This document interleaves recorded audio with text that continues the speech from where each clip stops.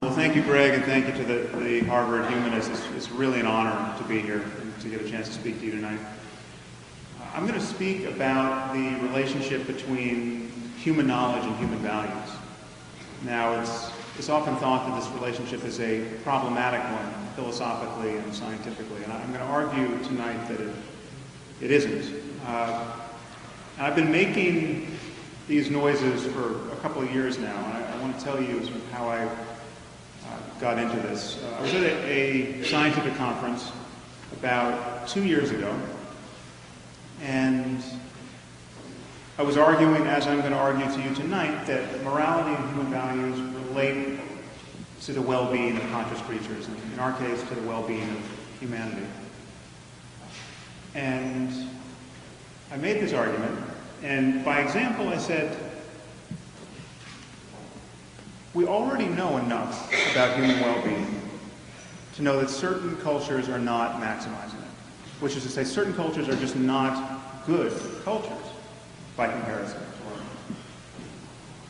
And I cited as an example of this life under the Taliban in Afghanistan. And the violent misogyny and religious bamboozlement you see there. It seemed to me obvious that this is not a circumstance of optimal human flourishing. Now, it turns out to denigrate the Taliban at a scientific meeting is to court controversy. And another speaker at the meeting came up to me afterwards and she said, well, how could you ever say, from the point of view of science, that the compulsory veiling of women is wrong?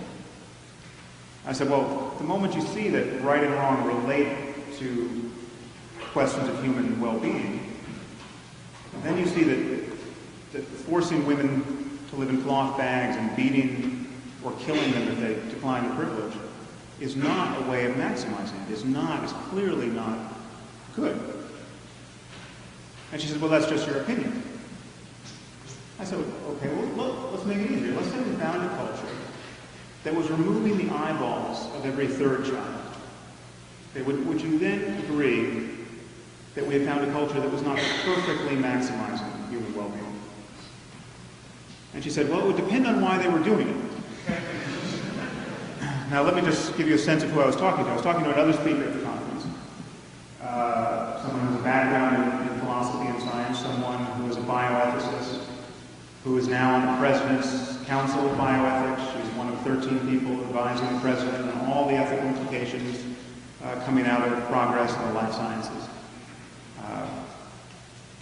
So our conversation continued. I said, okay, well, let's say they're doing it for religious reasons. So let's say they have a text which says every third should walk in darkness, or some such nonsense.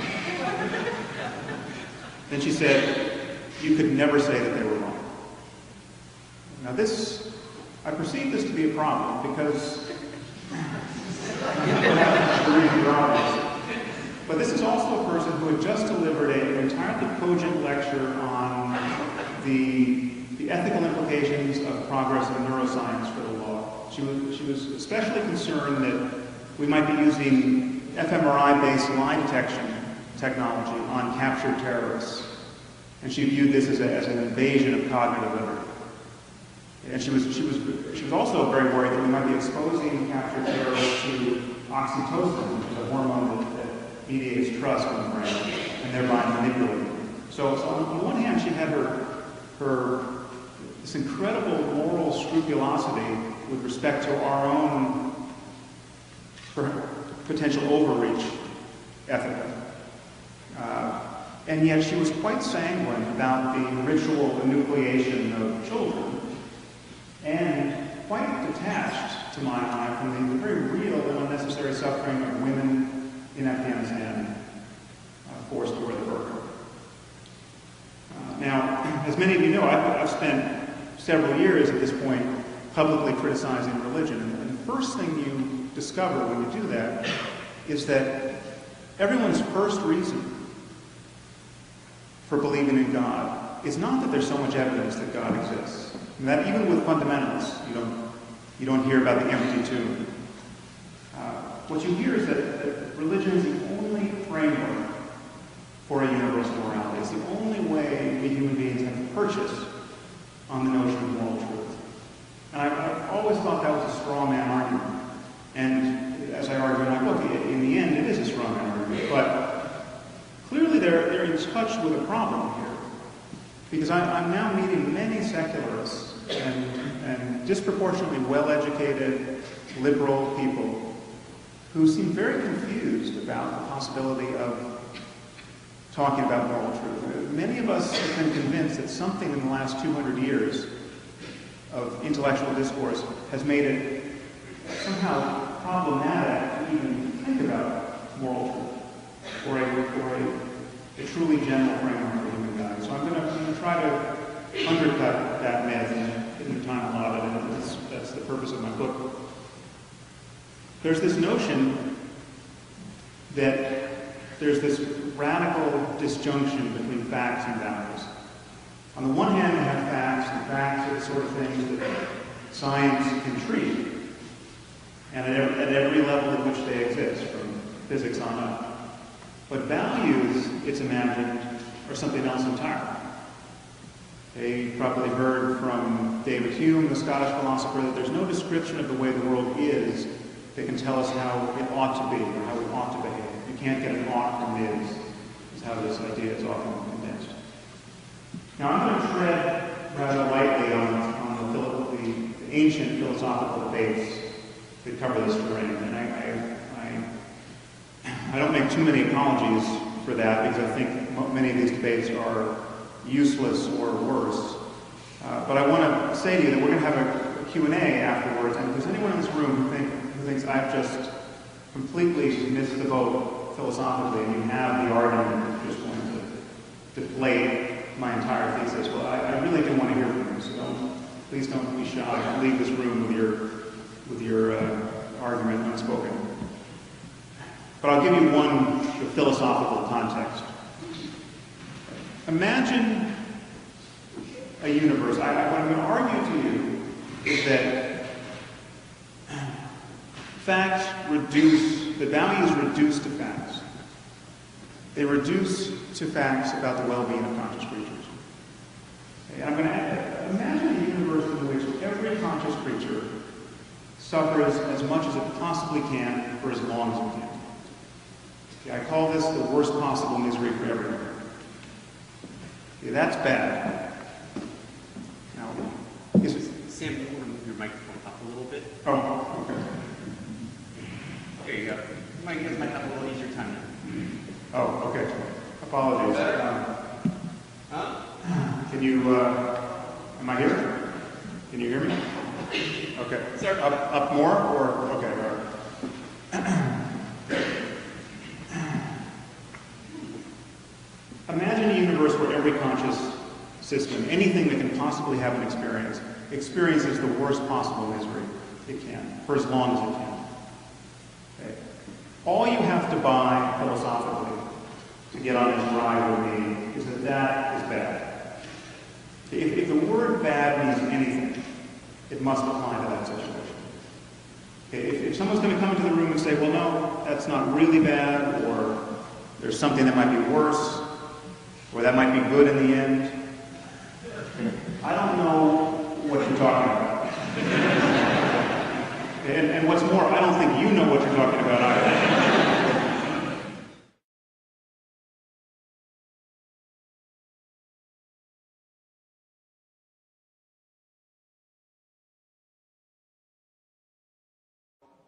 We have the worst possible misery for everyone over here. And then we have every other possibility. And every other state of the universe is better.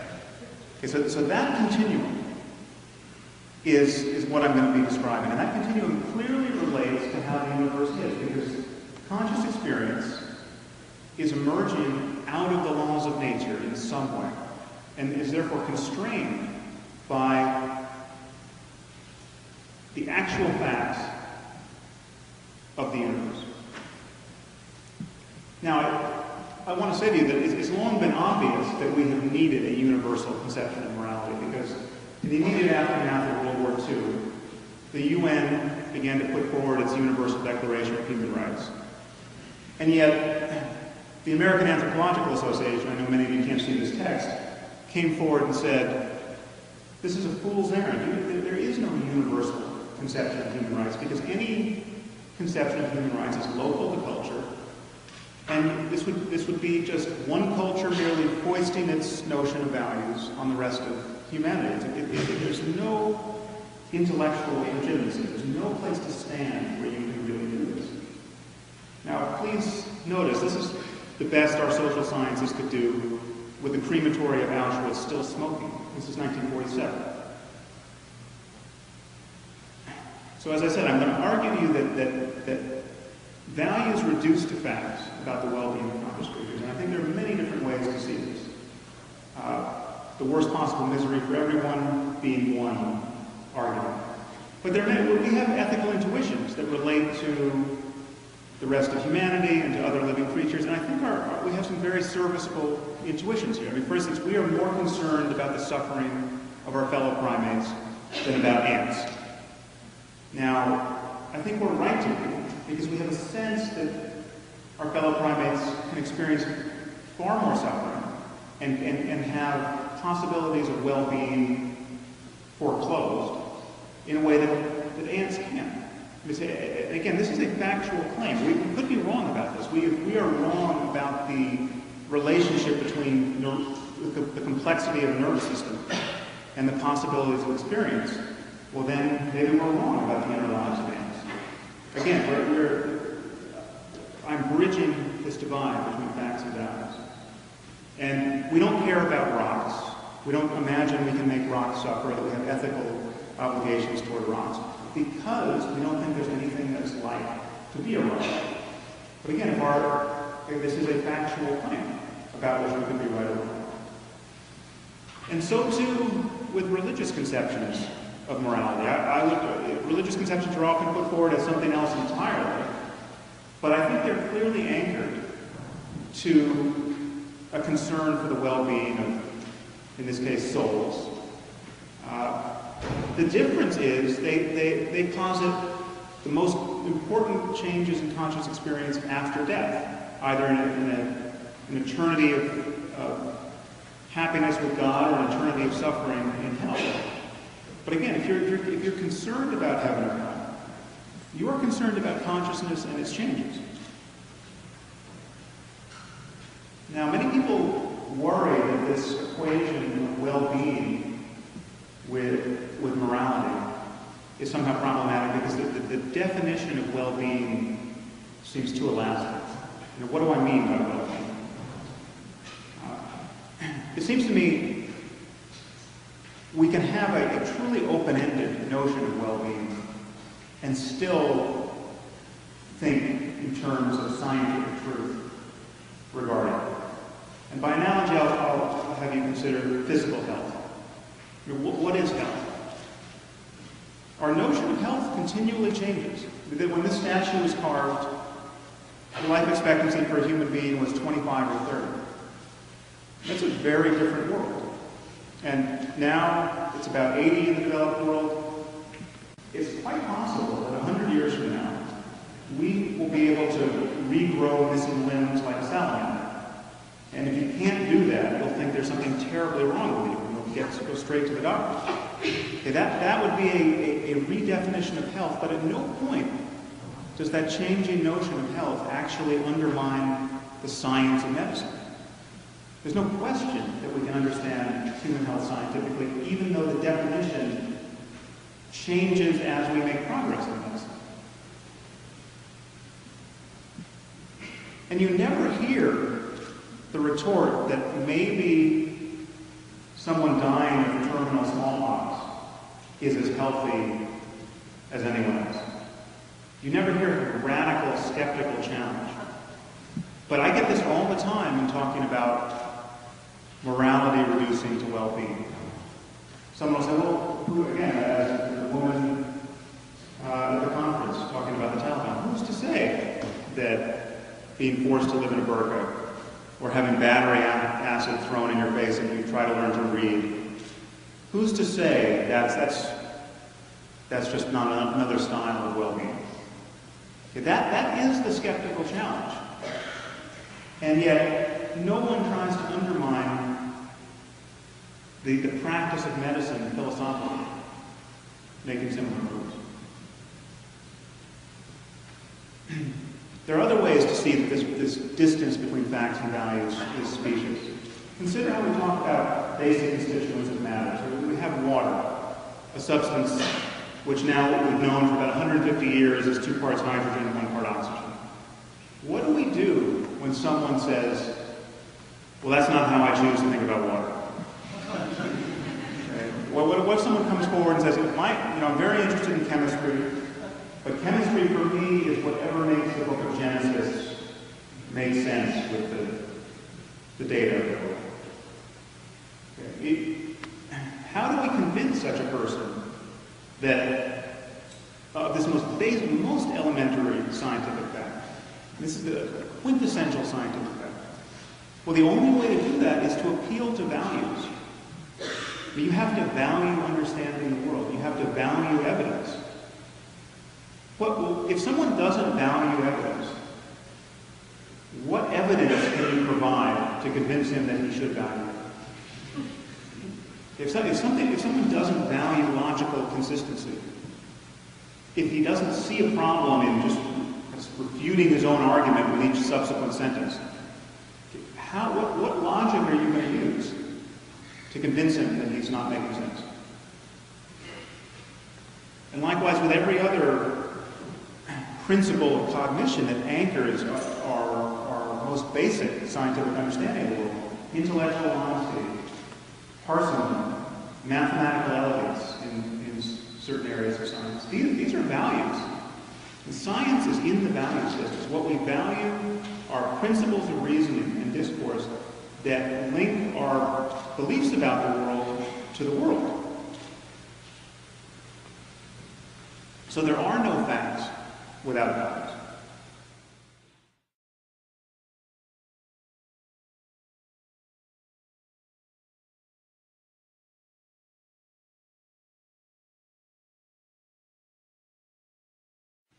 There's yet another way to bridge this putative distance between facts and values, and that's when you look at what beliefs are. We believe things about facts, and this constitutes science and journalism and history and every way of talking about the world where we are making claims about the way the world is.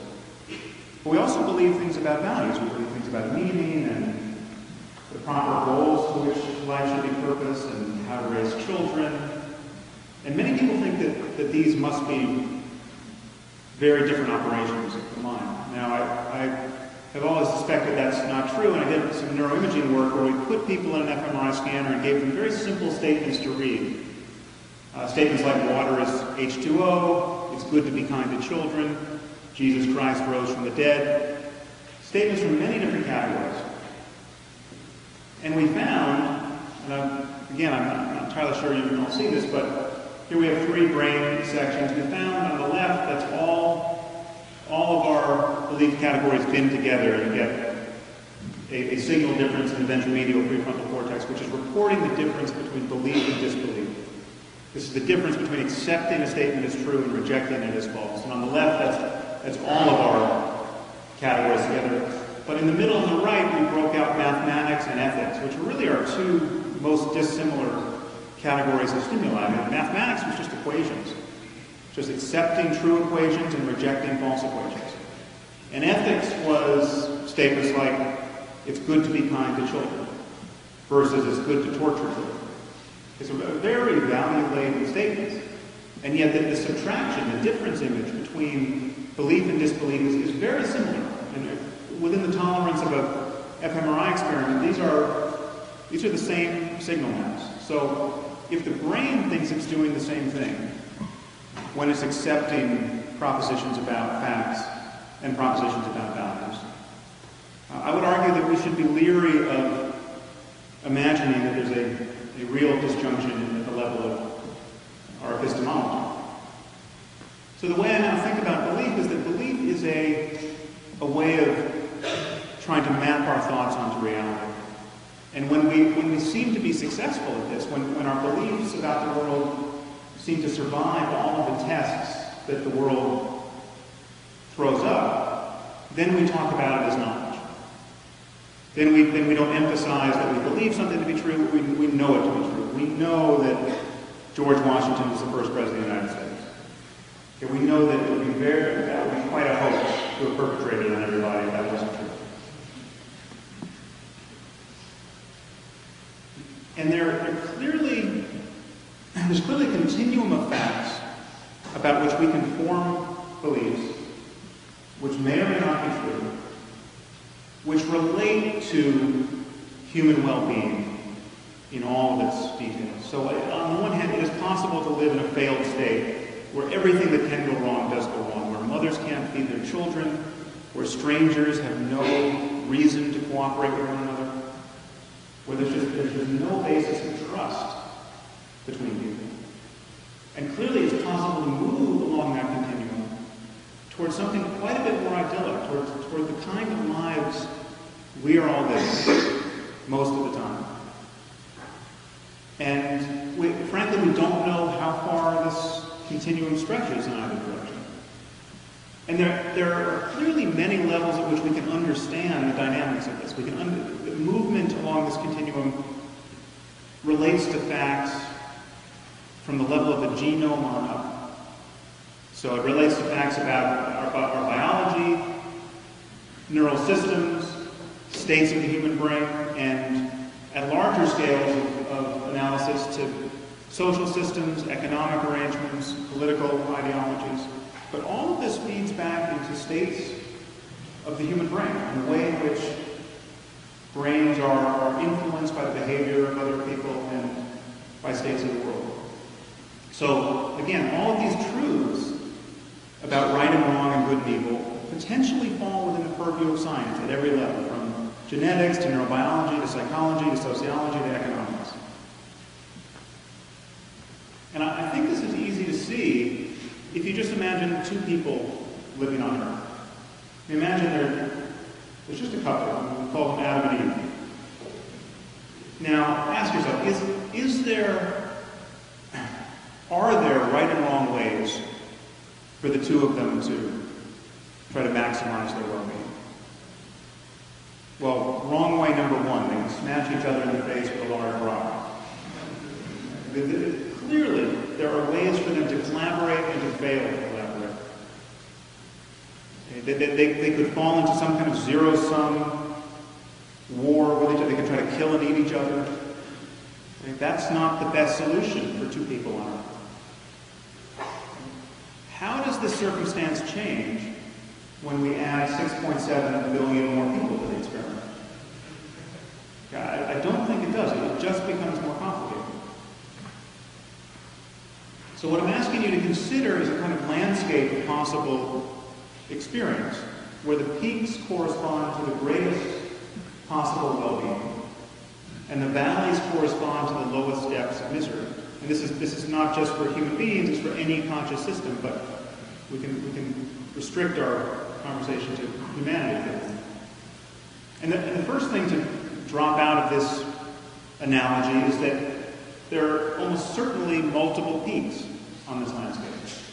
There may be many equivalent but dissimilar ways to thrive, both personally and collectively. But clearly there are many more ways to not be on a peak. And the fact that there are many right answers here, the fact that there are many peaks, doesn't for a moment suggest that there are not right and wrong ways to move in the space of possible experience. And by analogy, I'd ask you to consider food. No one would be tempted to argue that there must be one right food to eat.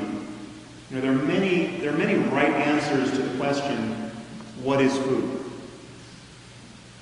And yet, the distinction between food and poison is obviously clear.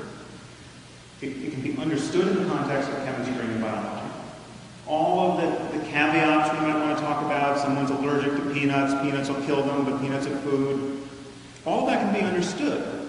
None of that is an exception to the principle that there is a science by which we can discriminate food from non-food.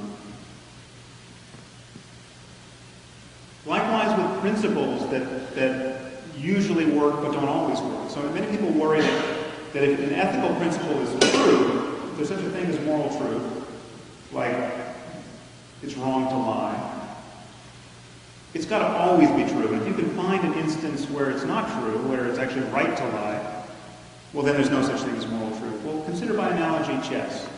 A principle like don't lose your queen is very good to follow if you're playing chess. It clearly admits of exceptions. There are moments where losing your queen is a brilliant thing to do. There are moments where it's the only thing you can do. And yet, chess is the prototypical situation of right and wrong answers and of objectively good and bad moves.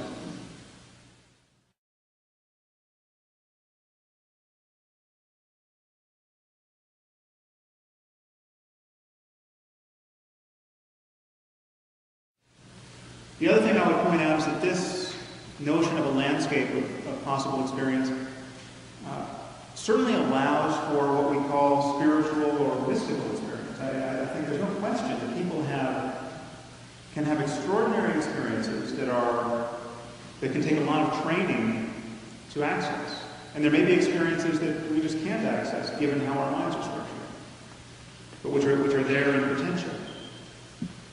And I think a lot of what we classically think of as good in our lives, positive human emotions like compassion, for instance, are best thought of as skills. They're clearly trainable to some degree. There are talents that are not equally apportioned across the human population. I used to be in the habit of saying that undoubtedly there's a Tiger Woods of compassion out there. For obvious reasons, that analogy doesn't quite run through. But perhaps you take the point. There's no reason to think that there can't be such a thing as moral genius. A genius that aligns someone's intelligence for making the kinds of discriminations you have to make to maximize your well-being and the well-being of others. Also, this model allows for what we might think of as pathological states of happiness, kind of islands of clearly non-normative and ultimately dysfunctional ways of being. And I don't know if you, how many of you recognize this photo? Who can actually see it? This is from, this photo is from a book that's now called the Auschwitz album, which is a photo album that was found in somebody's attic very recently. It just contains a few hundred photos of apparently very happy Nazis. And there was no description of who these people were, and a little research revealed that these were actually the people who were running Auschwitz during its prime as a machine of death. And this was what they were doing in their off days at a little chalet near the camp. It was a few kilometers from the camp. And these were people more or less having fun beneath the plume of human ash coming out of the crematory of Auschwitz. And they are playing accordion music and eating blueberries and lying in the sun. Now, there's nothing about my description of the relationship between morality and well-being, or my notion of the moral landscape, that requires that I deny that these people are actually enjoying some state of happiness. I mean, I think these are real smiles. They're not faking. I don't think these are psychopaths. But what's clearly wrong about this situation, and wrong about so many situations we encounter in this world, is that these people have defined, that they've bounded their moral universe so narrowly as to exclude most of humanity.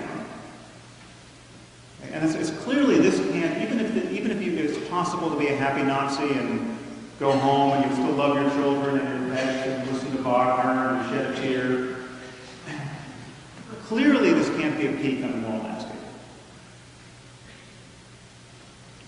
Now I want to look at what often purports to be an alternate moral framework with a little more care here, because I really think this is one of the great problems of our time. I want to talk about what is sort of reflexively referred to as extremist Islam for a moment. Now, and I think we use the term extremist in a euphemistic sense, and anyone here who knows how I feel about Islam knows just how I feel about it.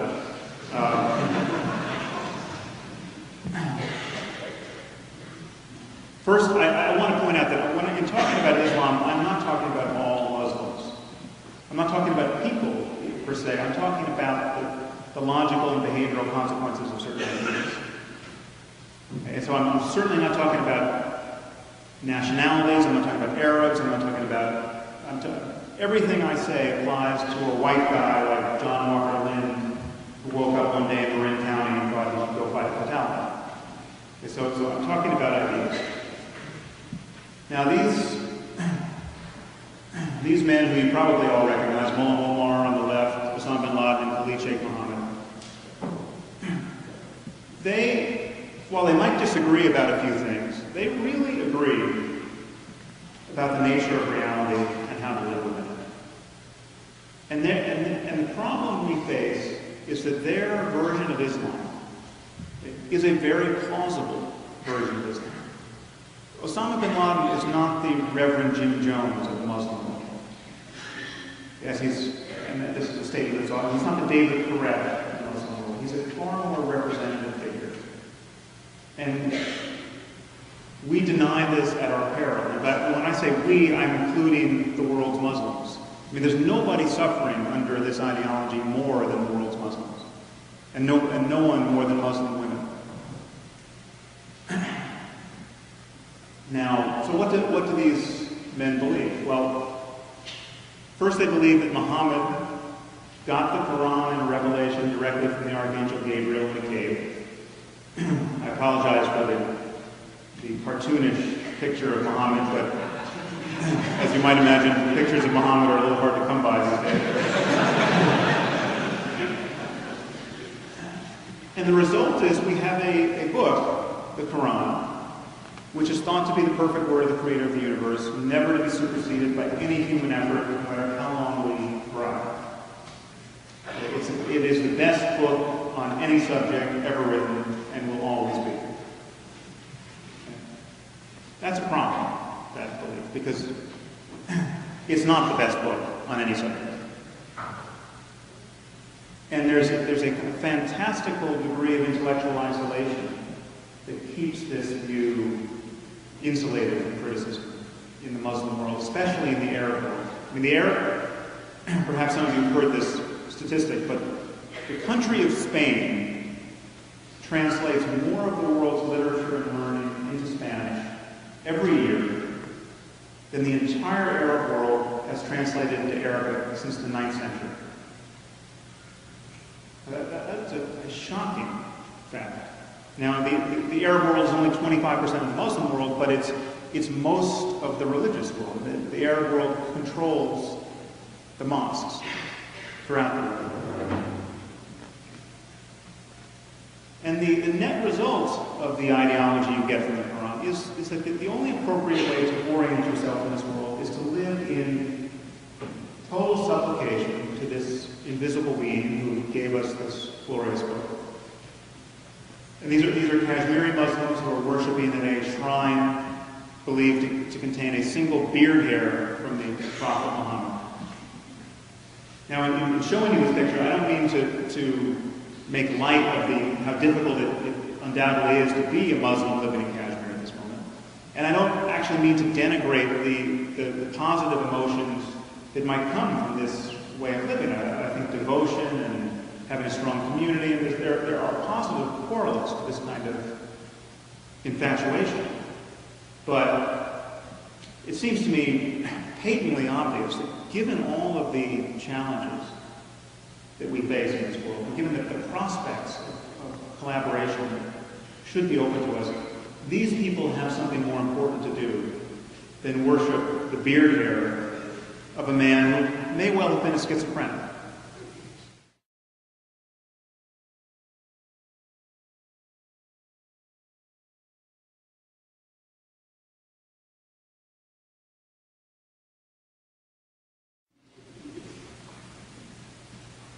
The other net result of this ideology is that the status of women is, however you cock your head and squint your eyes, is secondary.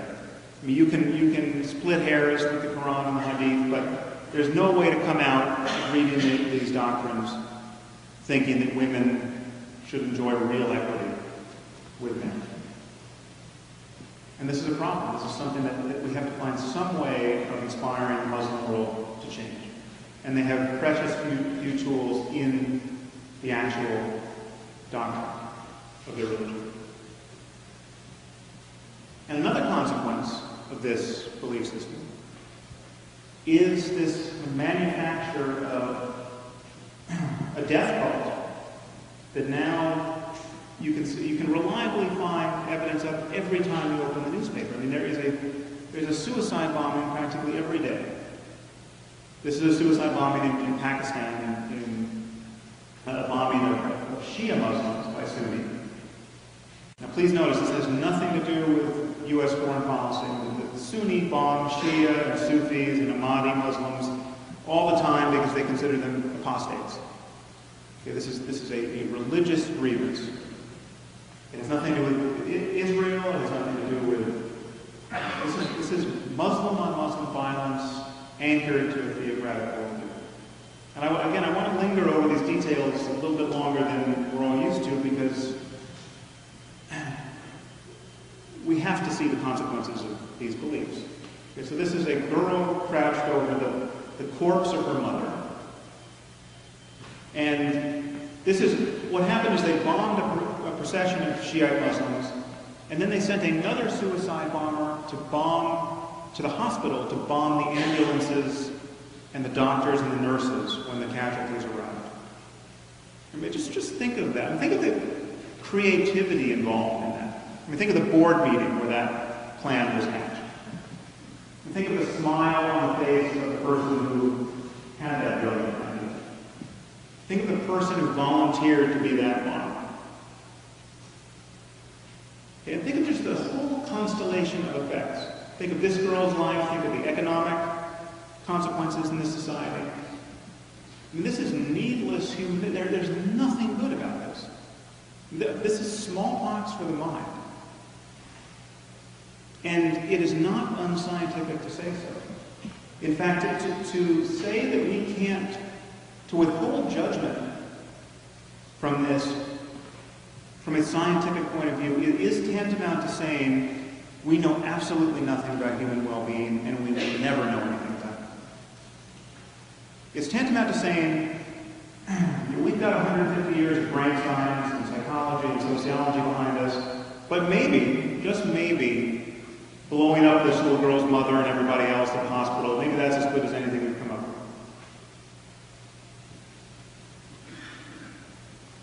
Now, just so you don't get the sense that I'm only focused on Islam, I just want to briefly point out that we are not obligated to take everyone's use of moral terminology seriously. The moment we link morality and human values to questions of human and animal well-being, then when we see people failing to make that linkage, we can notice they're not making sense. So, for instance, the Catholic Church is actually more concerned about preventing contraception than preventing child rape. As a matter of its doctrine and as a matter of its actual practice in the world. It is more concerned about preventing gay marriage than genocide. And this is a rather diabolical inversion of priorities. And so what I want to suggest to you is that when they can talk about morality and values all they want. But it really is analogous to talking about the physics of the transubstantiation, or the physics that allows the Holy Ghost to be everywhere, here and there, and every which way. I mean, they could use the word physics over and over again, but there's not a physicist on Earth who would be obligated to take them seriously. What I'm saying is the moment we get clear about the nature of morality and human values, we are not obligated to take them seriously.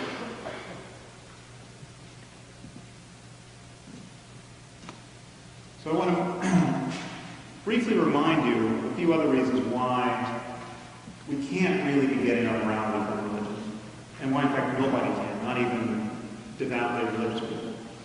The first thing to notice is that when you go to the holy books, you find that they have some wise statements like the Golden Rule, but they have some truly barbarous recommendations. If a woman is not a virgin on her wedding night, you're supposed to take her to her father's doorstep and stone her to death. This is from Deuteronomy. Now, no Orthodox Jews or fundamentalist Christians take this line from Deuteronomy seriously. So that proves that we are the guarantors of the wisdom, such as it is that we find in Scripture. I mean, you go to Scripture and you say, aha, Matthew, the Golden Rule, that's exactly the Jesus I like. But then you go elsewhere in Scripture and you find this anachronistic savagery, and you perform the editorial work as a Christian or a Jew. There's also the other obvious fact that there are too many religions on offer for them to actually be delivering any truth, moral or otherwise. I mean, this is a map of the way religious belief is spread over the earth's surface. Now, you should notice that knowledge, real knowledge, doesn't spread that way. I mean, the knowledge doesn't hug political borders in that way. This is actually, I got this example from my friend Richard Dawkins. It's obvious that this is not the way ideas spread. And, for instance, is there anyone who thinks that the country of India, alone among all the world's nations, has discovered that the elephant-headed god Ganesh really exists and should be propitiated? I mean, I don't even think Hindus could possibly believe that that's the situation we're in. There's also, apart from the contradictions between faiths, there are the impressive patterns of contradiction within faiths. Now, each one of these red arcs is linking a verse in the Bible that is perfectly refuting another verse in the Bible. and all of the gray bars that you may or may not see are the numbers of verses implicated in each of the books. These are verses like, these are statements that say things like, John the Baptist was in jail when Jesus was crucified. John the Baptist was not in jail when Jesus was crucified. These are just moments of just absolute deal breakers for omniscience.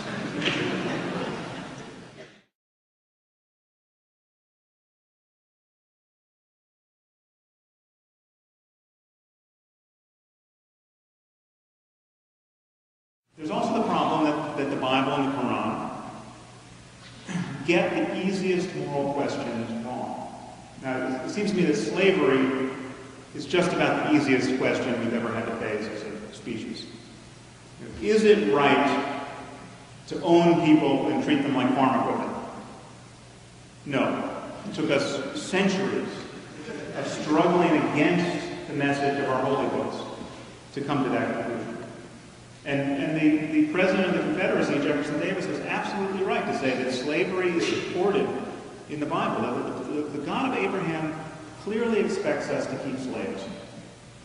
The wisest thing he can say about it was that you don't beat them so badly that you knock out their eyes or their teeth, because then you have to set them free. So if the Bible and the Quran have come from an omniscient being, who is, by definition, the wisest source of ethical insight to be found in the universe, it seems to me he should get the question of slavery right. I mean, this fact alone, I think, should just topple religion. It hasn't yet, I've noticed, but it should. Now, many people worry that moral truth is somehow it must be fictional in some sense, because our moral intuitions are so easily confounded. And I'll give you a few examples of why this shouldn't trouble us. So this is a problem that some of you may be familiar with. It's called the trolley problem. A trolley is coming down the tracks, if you do nothing, it's going to hit 5 workmen and kill them. But you stand at a switch, and you can throw the switch, diverting the trolley so that it only kills 1 workman, saving your net 4 lives. Now, when you present the problem this way, something like 95% of people say, you absolutely have to throw that switch. You have the clearest ethical obligation. You'd be a monster not to do it. This is obviously good. But the problem is you can describe this another way. You now stand on a footbridge, and there's a suitably large person beside you, and you now push him into the path of the oncoming trolley, killing him, but saving the 5 workmen and the net 4 lives. And when you describe it in this guise, then it's people completely flip, and it's 95% thinking you would be a monster to push that guy. Now, I happen to think this problem is sort of ill-posed, and many of us burn a lot of fuel with an intuitive physics, wondering whether the guy is really going to stop the trolley. But let's leave that aside and just stipulate that these are analogous situations. People come away from this challenge to moral intuition confounded, and they think, well, how could there be such a thing as moral truth if we can be confused in this way? Now, notice we don't do this when our logical intuitions are confounded. Now, this is the Monty Hall problem. How many of you are familiar with the Monty Hall problem? How many of you are sure you know the right answer to the Monty Hall problem? Okay, well, this is, after all, Harvard. All right, well, you guys be quiet. So you're on a game show, and you're presented with 3 doors. Behind one door is a new car, and behind the other 2 doors are goats. You pick the right door, you win a new car. So you pick door number 1, and Monty Hall then opens door number 2, revealing a goat. And he asks you whether you want to switch at this point. Do you want to move to door number 3? How many of you who are not familiar with this problem think you should switch? How many of you think it doesn't matter if you switch, it's just 50-50 either way? Okay, well, there's many smart people, mathematicians, scientists, have an intuition that there's no reason to switch. I mean, it's not just smart people. Basically, everyone has this intuition. Why would you switch? There's a car behind one door, there's a goat behind the other, there are 2 doors, this has got to be a coin toss. Well, the fact is you should switch. Your odds of winning go up to 2/3 when you switch to door number 3, and they're 1/3 if you stick with door number 1. But the fact that our logical intuitions are confounded in this way never for a moment leaves us thinking, well, maybe there's no right answer to the Monty Hall problem. And there are people who understand this probabilistically who can still fall back into saying, wait a minute, there's still just 2 doors, and there's a car and a goat, and it's got to be 50-50. Incidentally, it's easier to see if you imagine 1,000 doors with your initial choice, and you pick door number 1, and then Monty Hall invalidates 998 doors, leaving door 576 as your other viable choice. Now, clearly, you've been given a ton of information, and all of that uncertainty has now collapsed onto the other remaining door. And even our most basic perceptual intuitions can be confounded. And this is just one of hundreds of psychophysical or visual illusions. I'm sure, if you can actually get the proper look at the screen, that everyone in this room sees the tower on the right as leaning further to the right than the tower on the left. Now, they are, in fact, the same image. We know that the illusions of this sort actually tell us something about our visual system. And we know that if anything of great import ever depended on our understanding that these are both the same tower, we would correct for this reliable illusion. And I think there's no question that we have moral illusions. This example comes from the work of Paul Slovic, who's a psychologist. When you ask a group of people how much they would give to help one little girl in need, you get a maximum level of donation and a maximum confession of empathy.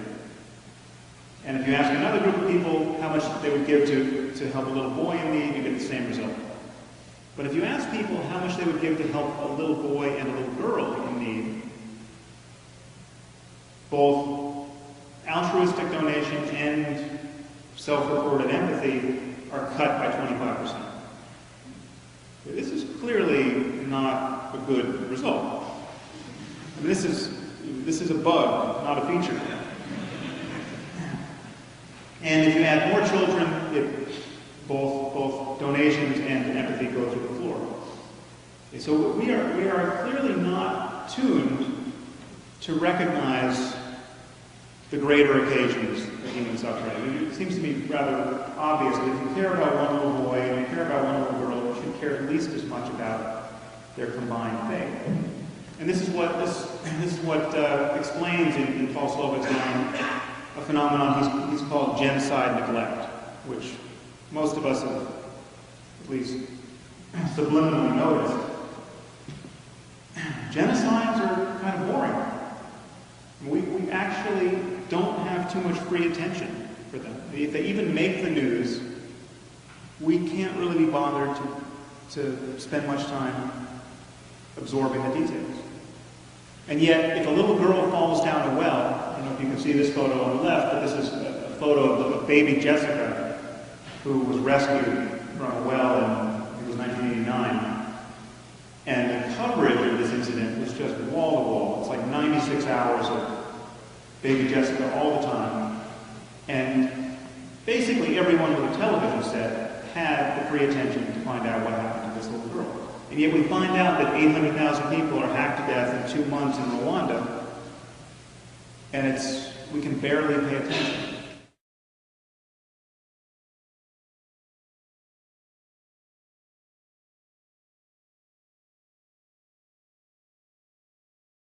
This, it seems to me, knowing this, science can tell this story about ourselves, and we then need to do something with this data, and we need to correct. We need to build our better selves, our consciences, into our laws and our social institutions and our tax codes, so as to protect us from our moment-to-moment failures of moral intuition. And so, in closing, I just want to suggest to you that the moment you admit that morality and human values relates to possible changes in human consciousness, and changes in consciousness depend on the way the world is, then you have to admit that there are facts that relate to questions of right and wrong, good and evil.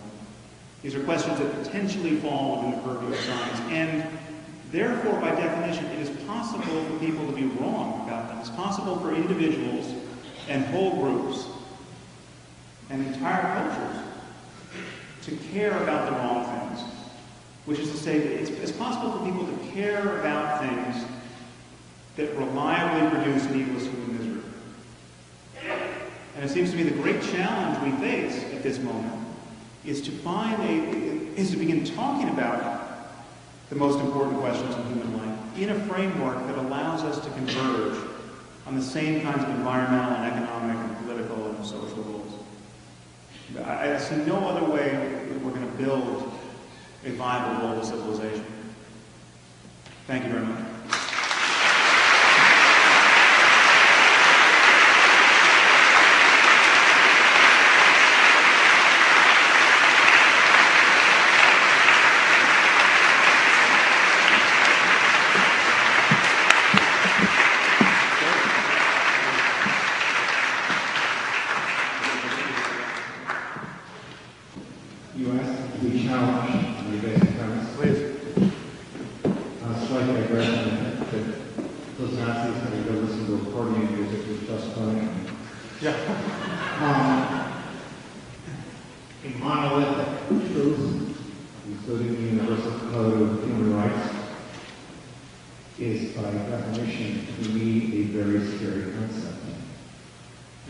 Back in 2, John 23rd, fabulous idea of ecumenism. But how would you like a monolithic Christianity falling into the hands of the successor popes? And if each of us try to discover what that absolute truth is, through science and otherwise, it seems to me we are in great danger. And we're much better off with the diversity of opinion, and each of us creating our own, and even trying to seek that universal truth. Right. Okay, well, thank you for that comment. I'm wondering if you feel the same way about a science of human health. Because I can sort of just keep talking. Assume you don't. I mean, I would imagine you don't. But this is something, people worry that there's some sort of Orwellian or Aldous Huxleyan punchline here, where you've got guys in white coats scanning people's brains, telling us all how to live. Morality police as an arm of science. I'm really talking about psychological and social health. I mean, human well-being is clearly something that is emerging out of the human mind, and it's emerging out of the dynamics of everything that can possibly influence daily human life. And it seems to me that just look at what we do with medical knowledge. You know, we all know that smoking causes cancer. We know that we should wear our seatbelts. We know that we're constantly advertised to by science that certain things carry a risk of death, etc. Now, but science, we don't have people stopping us from smoking at every doorway. And there's nothing Orwellian about this really uncompromising message. Smoking's a bad idea. And if you encourage your children to smoke, if you give your 4-year-old a cigarette, you're a bad parent. And everyone's going to judge you. Who among us wouldn't want to know if we discovered similar truths about human well-being? Well, let's say there's a way to reliably raise children to be more compassionate, or to be more aware of the emotions of others, or to be more aware of their own emotions, or to be able to regulate the negative emotions. You know, there clearly have to be right and wrong ways to do this. What if we discovered that making sure your kid gets enough calcium in the first year of life is massively preventative of psychopathy? I'm just making this up. Well, let's just say this is true. Who wouldn't want to know that? And what's the downside of doing that? And so what I'm saying is that the more we acknowledge that even if it's like food, there are many right things to eat. There are still many things that are going to kill you. And when your daughter gets raped and your first impulse is to kill her out of shame, as is the case in many honor cultures, it seems to me that is one of the poisonous alternatives on offer. And it's not unscientific to say that. To say that it is to say there's either no such thing about well-being, or there's absolutely nothing to know about it from the point of view of science. I just don't think it's intellectually honest to do that.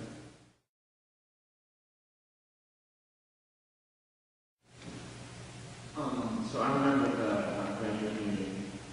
You said that you think the church is focused on contraception, for example, necessarily represents confusion about what morals mean rather than just about what morals are.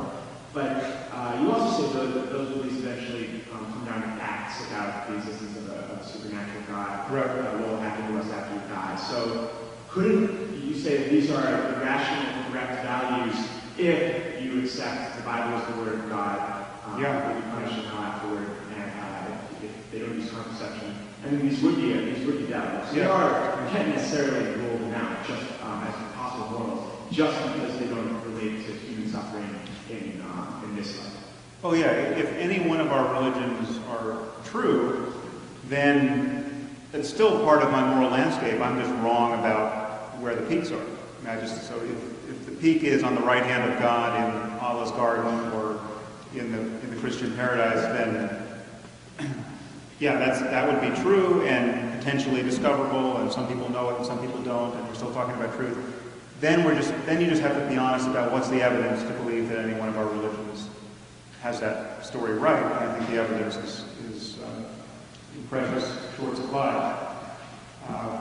And just that Bertrand Russell's point about the fact that there's so many religions on offer, each of which is mutually canceling. Even if we knew one of our religions was right, everyone can expect damnation purely as a matter of probability. There are hundreds of religions. So, in any case, so I'm not losing any sleep over whether or not these religions are true, but it is a factual claim, and we just have to evaluate the evidence. I agree with a lot of criticisms of religion. I agree that you don't need religion and moral basis. The question I have is, one, in its best forms, one thing that religion has been able to do is inspire people, some people, to highly moral, selfless behavior. Yeah. And the question I have is, separate from a belief system or in a secular context, where do you see the motivation coming from that might inspire people to do good things, to do selfless things, not just on a rational basis, but Right. Where do you see that coming from? Right. Yeah, well, that's a good question. I think religion, in the best case, religion gives people bad reasons to be good, where good reasons are actually available. And that's a problem. In the worst case, it causes people to blow themselves up in crowds of children, and to preach the sinfulness of contraception in villages decimated by AIDS in sub-Saharan Africa. So it's obvious downside. But even in the best case, you just ask yourself, which is better? Going to Africa to feed the starving and heal the sick because you think Jesus, the Son of God, wants you to do it? Or going to Africa to feed the starving and heal the sick because you're actually connected to the suffering of other human beings and you simply want to alleviate it? Now, I'm not saying Christian missionaries don't also feel compassion, but when they're encumbered by dogmas that make their even the simplest actions of feeding people inadvertently compound the suffering of people. So they preach the divinity of Jesus to Christians in areas where Christian-Muslim violence has been the cause of millions of deaths. And so there's a kind of so I'm saying that it's possible, it's clearly possible to go to Africa to help people simply because you want to help people. I mean, neurologically intact human beings can answer that calling, as an organization like Doctors Without Borders proves. I mean, there are secular people doing the same work purely out of compassion. And I think we have, I'm not actually ducking your doubt. I think we have a lot of work to do as a species to sensitize ourselves to the suffering of others and to care about the right thing, to teach ourselves to care about the right things. And there may be situations in which religion gets some good done that wouldn't otherwise be done based on superstition or dogma. I just think there are other ways to get there. It's completely rational and in line with our self-interest to become less selfish and to expand the circle of our moral concern. And I just think we have to keep having a dialogue about that. My question is about your chess analogy.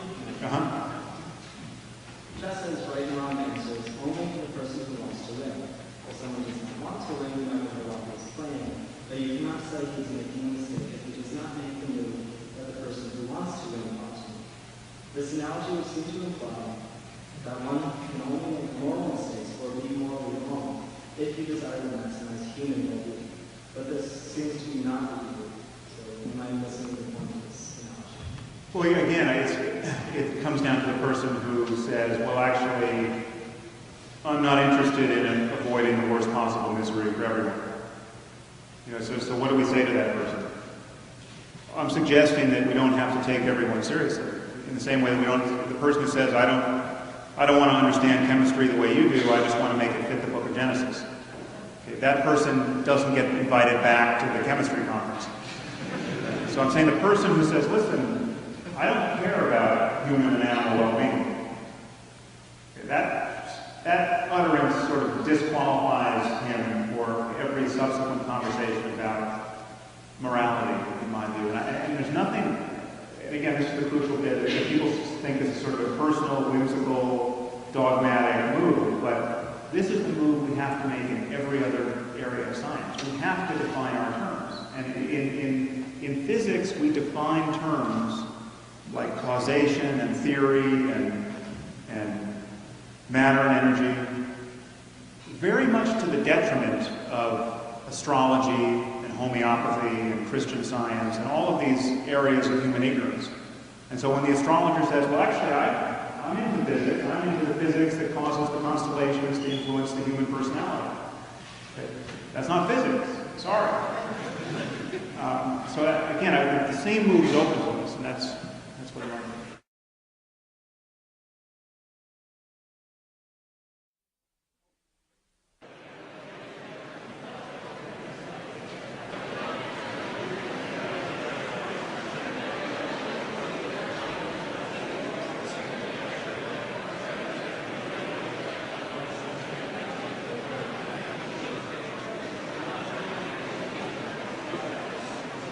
Good evening, everybody. So much. The Human Chaplaincy at Harvard staff and our students and our volunteers that help make this evening possible. You guys have been doing a fantastic job, and this absolutely would not have happened without you. So thank you for making it possible.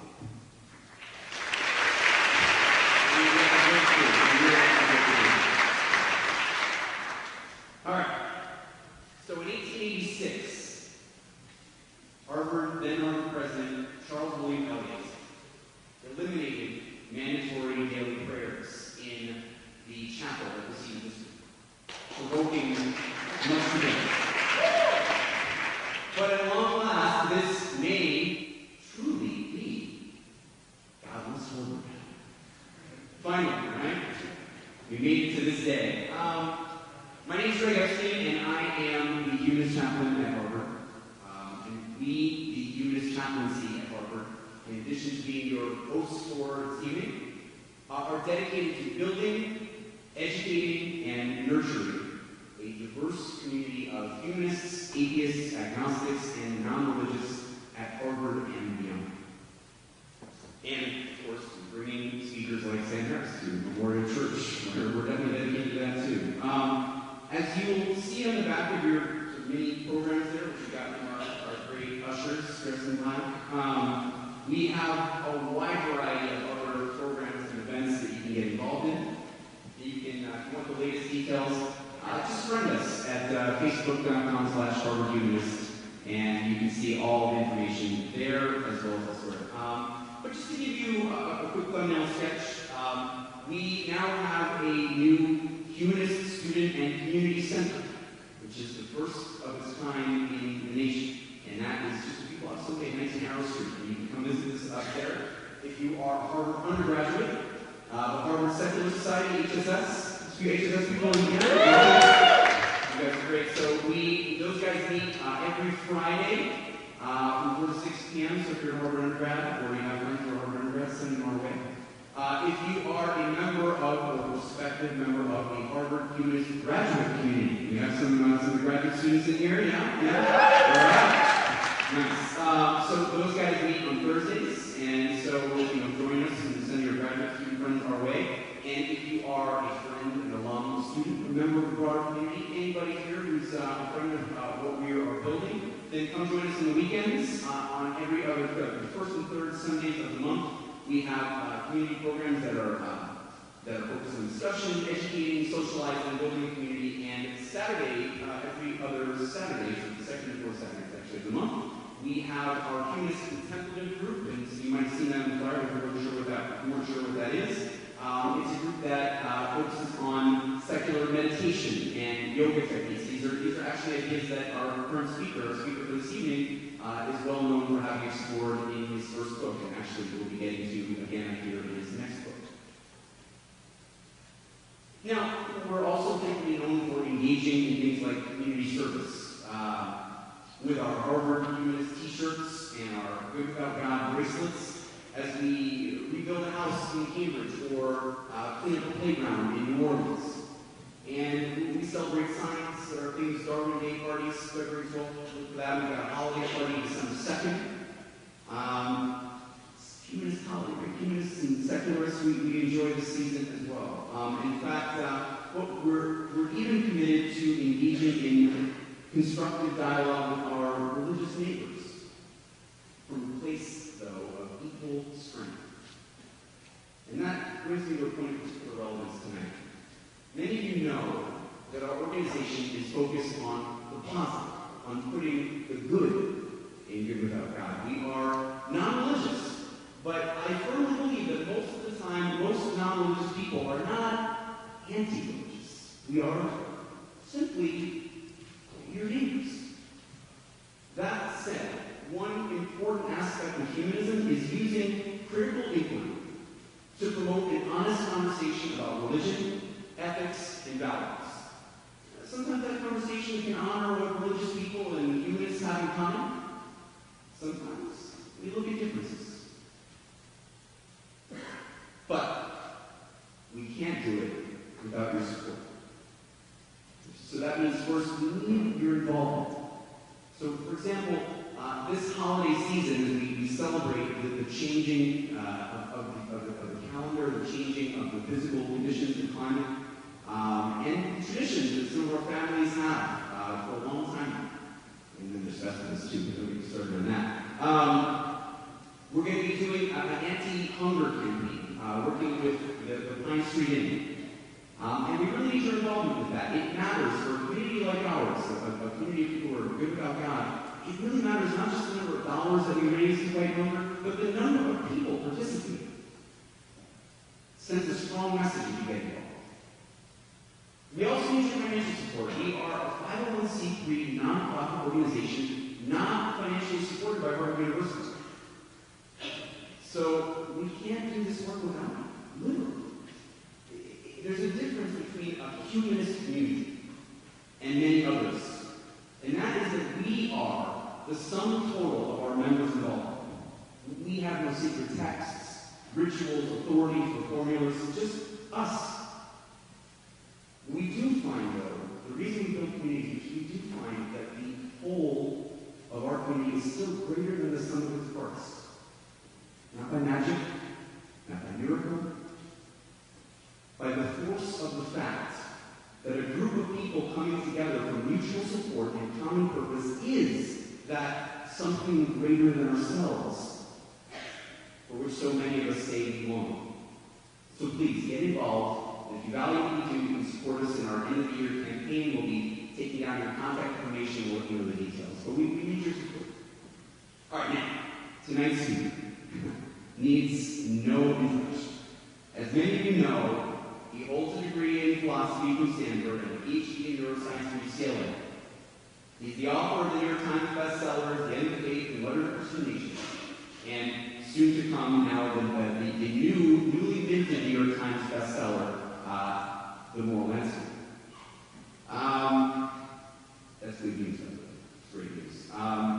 He is the founder with his wife, Connie, and chairs Project Reason, a nonprofit organization dedicated to spreading science and secular values. And he's so articulate, so forceful, such a good writer, and so willing to engage with very controversial ideas that lately he's become a larger-than-life figure for those interested in science, religion, morality, and humanism. So tonight he'll present a full-length lecture on the bold, too bold, we'll see, thesis of his newest best-selling book, The Moral Landscape. And after that, we'll have a Q&A and a brief signing. So, look, can we just get, this is a huge crowd. I know you guys are extremely enthusiastic, so can we get a well-deserved, enthusiastic, warm, excited reaction, the welcome for our speaker tonight, Sam Harris.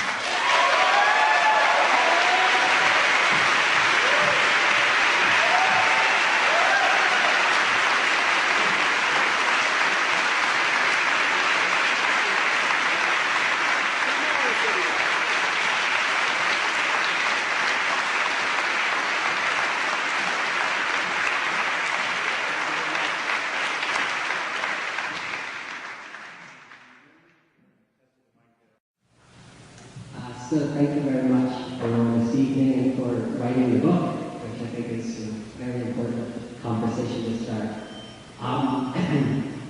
My question is along the lines of something I feel like I've heard evangelicals say, or people in a similar position, which is sort of that there's skepticism about the possibility that morality has, an independent, objective existence. Right. Some, supernatural cases. Even if they grant the same argument that it's a matter of well-being and suffering, and even granting that that compassion has tremendous benefits for an individual in terms of their clarifying their emotional and mental life and such. They would say, how can you say that there's an objective obligation that, because it's plain enough that my own suffering is a fact, which has a value, innate in it. Right. Touch a finger to a flame, it's plain enough what you should do. So the question is, how do you sort of excavate our intuition that, kind of a mathematical intuition that because I know that you care about your own well-being as much as I do, sort of from an objective point of view, there's no reason to value one or the other more. But, Yeah, well, it does sort of come back to the Adam and Eve analogy. Clearly there are zero-sum situations where there's one slice of pie and we can't figure out how to share it, and one of us is going to get it, and so there's a winner and a loser. Now, in the objective sense, or viewing it as a moral landscape, well then it's sort of assuming we're the same sorts of beings and we have the same range of happiness and suffering, well then one getting it is sort of the same, whoever gets it, and we have to figure out how to collaborate. And that's probably not a peak on the moral landscape. And I think the most important moral occasions are occasions where basically all the boats are going to rise at the same time. So when you think about the good things we can do in the world, like prevent nuclear proliferation, nuclear terrorism, prevent deadly pandemics, somehow completely avoid the causes of war from now on. I mean, there'd be no losers in these situations. These are all good things. And it's possible to create situations where, people suffer unnecessarily, and there are many other people who are sort of profiting from their suffering in some self-centered way, and that's clearly a possibility in the human world, but it's not, by definition, isn't a peak of human flourishing. So that's, there are zero-sum situations. I just don't think it's those aren't peaks, and I think the opposition we feel between selfishness and selflessness is a bit of an illusion in the limit, because when you look at what we most want out of life, we want other people to be happy. I mean, we want good relationships. We want to experience love. We want deep friendships. We want societies where people are deeply trusting of one another and can really collaborate without. I mean, we don't want to have to lock our doors in the end, And so extending the moral circle is a very good heuristic for that, and we just have to. There are situations that make it very difficult. There are psychopaths, there are wars, and etc. So on the cover of your book, you say that science can determine your values. And so I want to get your response to a classic thought experiment in philosophy, caused by Gilbert Ryle. It's called the experience machine. And he says, so imagine there's an experience machine you can hook up to. I think it's Nozick. What's that? I think it's Robert Nozick. Yes, actually, good correction. You're possible. So you hook up to the experience machine, you can get any experience you want. And experience it for life, and you don't even know that you're hooked up to the experience. Right, the Matrix, Right. So most people say that this is not as valuable as living actually that life. I would agree with that.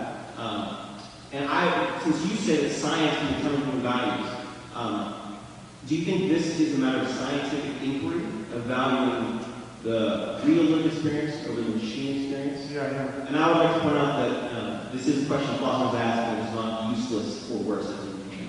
Oh no, I don't think it's useless. I think it's the experience machine is not the most realistic scenario, but we are going to confront this to some degree, and are even confronting it now. And the root of the question is, how much do we want our experience to be coupled to reality? And what value are we going to place on that coupling? And clearly we want it coupled to some degree. So you don't want to be happy for the wrong reasons. Because you can take heroin, you can just lie on the couch all day and shoot up and shoot up and shoot up. And you're arguably in a very positive state of mind, but your life is falling apart, you have no relationships, etc. Now, why is that not good? For a few reasons. One, it's just not stable. It's something that has to be resuscitated by the efforts of others, and they're worried about you, and you're now lying to them and stealing. So it's got dysfunction all around it at the edges. But there are many. We're going to face this. Just imagine if we developed a pill that was really a cure for grief. So the closest where your child dies, and you're inconsolable. But now we have a pill that will make you actually as happy as you've ever been. Now, should you ever take that pill, and if so, when is the right time to take it? I mean, should you take it 15 minutes after the funeral? 15 days, 15 months? I mean, at what point is it decent to take it? Now, I don't think these are empty questions. One, because I think very likely we will develop such a pill. I think that would not be a surprise 10 years from now, 20 years from now.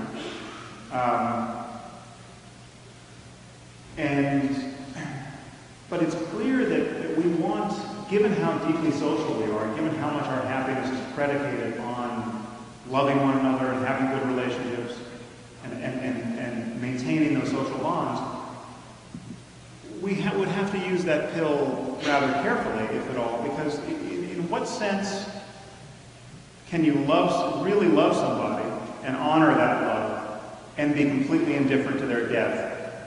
I mean, so imagine taking a pill before someone dies. Imagine you take the pill and then you can watch your daughter drown in the bathtub.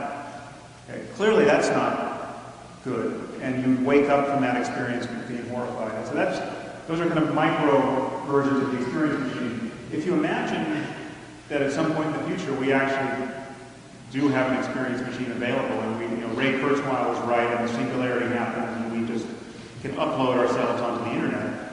Well, then we're talking about some kind of dreamscape, where everyone can have whatever dream they want to have for as long as they can have it, and you can have incredibly pleasant dreams.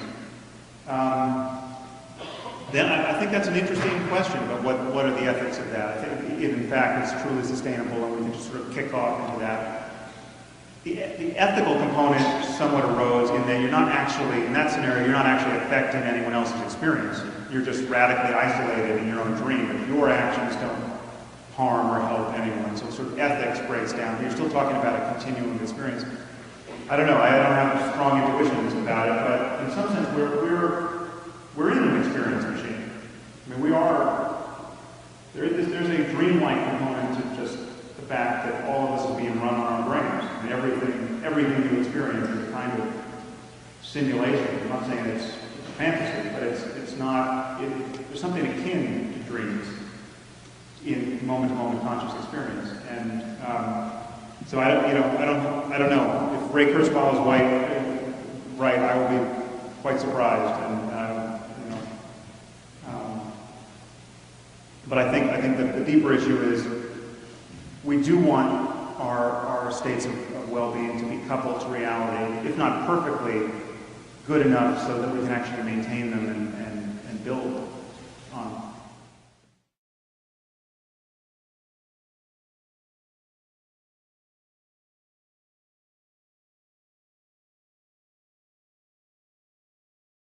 I really liked your first two books, and definitely read this one. My question was,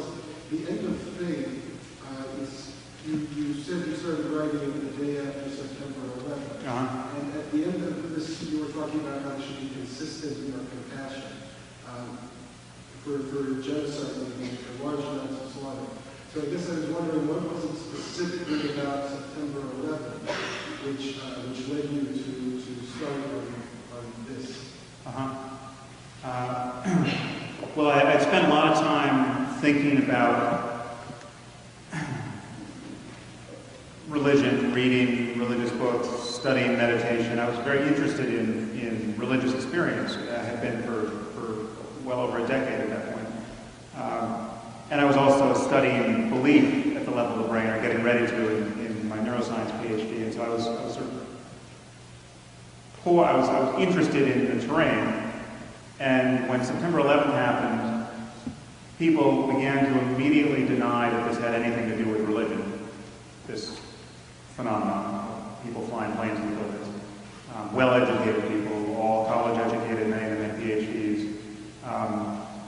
We were telling ourselves it had nothing to do with religion, and in addition, we were telling ourselves that the only way to console ourselves is to reiterate our own religious myths. So you had a real sort of Christian populist message happening.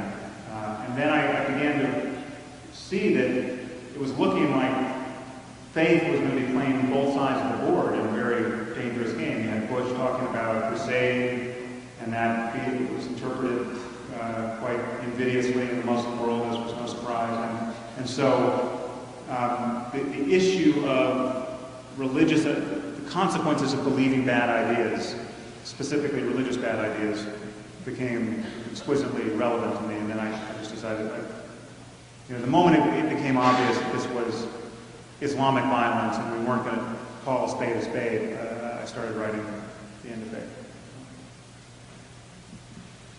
I enjoyed your talk.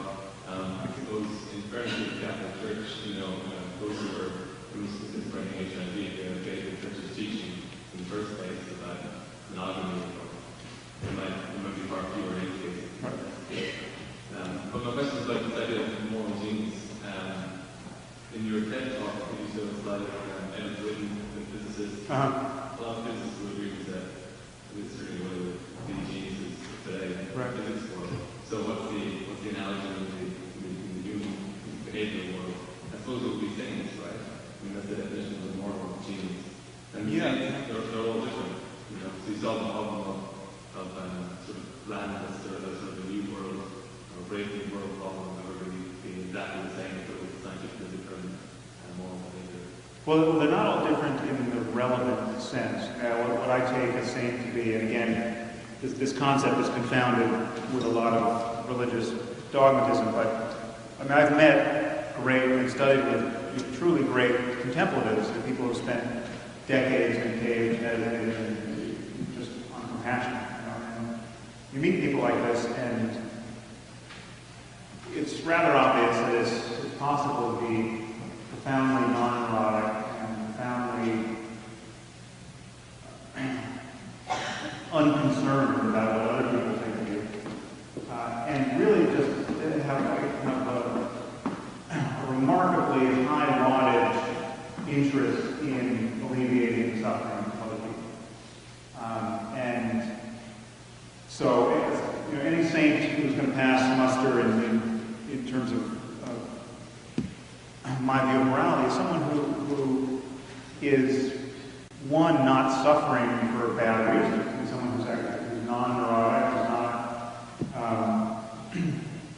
who has his or her priorities straight, and is actually just not tending to fall prey to the sort of zero-sum selfishness that we recognize in ourselves and in so many others. And so they're very interesting moments when you see someone succeed, someone perhaps in your same line of work, or there's someone in your lab, you see someone really just something great happens to them. Most of us are rather slow to feel genuine sympathetic joy for their success. We tend to feel like we have been diminished by their success. So envy and sort of the antithesis of sympathetic joy. And that's a very it's a completely unnecessary and it's so much nicer it's so much nicer to actually want people to be happy, and when they are happy, to feel happy because they're happy. And there's kind of a virtuous circle there that can happen. And a saint really has that to a remarkable degree. And when you're with these people, you recognize you're in the presence of someone who's running a slightly different piece of software, and it's quite liberating.